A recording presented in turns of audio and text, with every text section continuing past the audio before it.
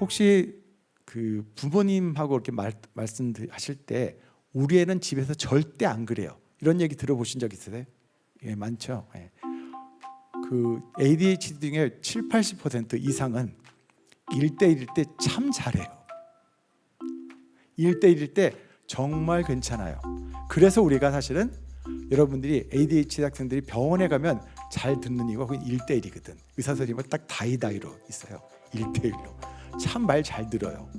그래서 부모님도 그렇게 얘기하실 때가 있어요. 우리 아이는 나랑 1대1로 이렇게 얘기할 땐 말을 잘 듣고 주의를 잘 기울입니다. 단근이지.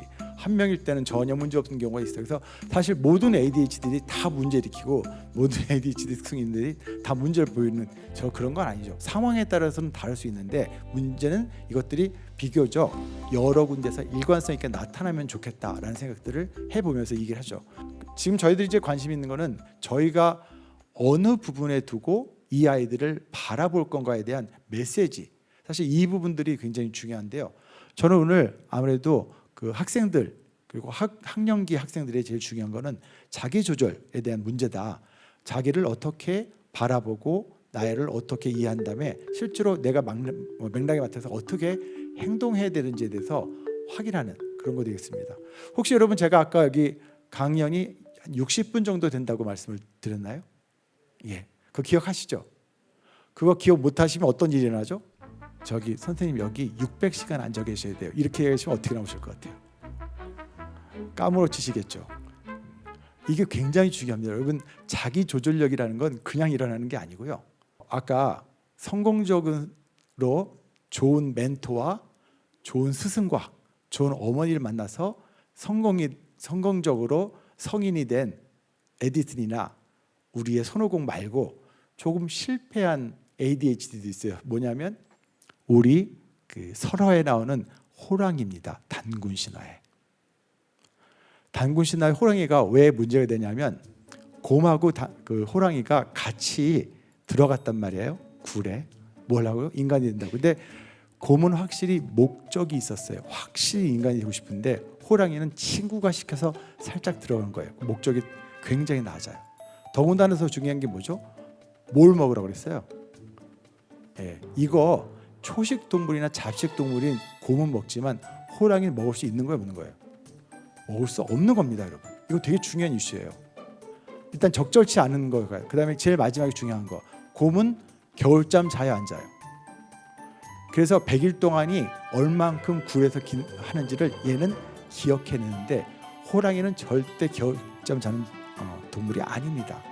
그러니까 지금 여러분들이 호랑이는 절대 지금 인간이 될 수 없는 조건을 다 가지고 있어요.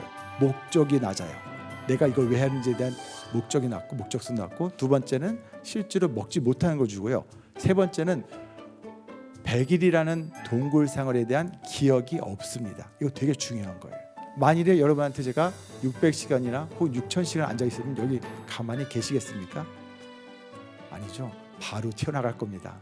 근데 혹시 20분을 여기 앉아 있어라고 하는데 이게 200시간이나 2000시간처럼 느껴지는 아이가 있다면 얘가 앉아 있겠습니까?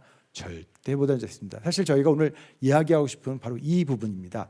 자기 조절력이라는 게 왜 우리한테 필요하고 이건 왜 훈련이 필요하고 실제로 ADHD 학생 중에서 이게 굉장히 중요한 이유가 뭘까?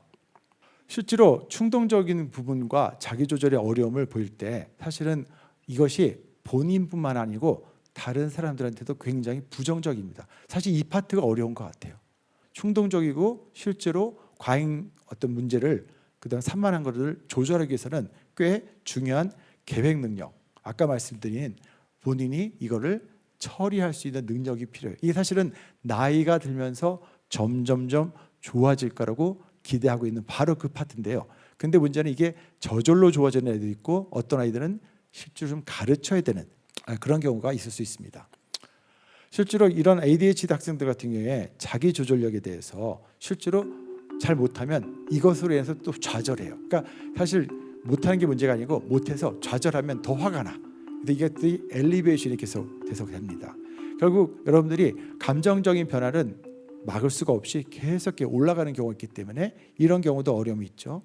그래서 저희가 이 자기 조절이라는 건 결국 몸과 마음과 우리가 갖고 있는 감정의 힘들이 같이 가해져야 된다. 그래서 동행해야 되는 것들이고 이것에 대해서 우리가 볼 수 있어야 되는데요. 안타까운 거는 이런 자기조절력에 대해서 우리가 많이 보고 있지만 그래도 이것이 결국 사고의 조절, 행동의 조절로 이어져야 된다.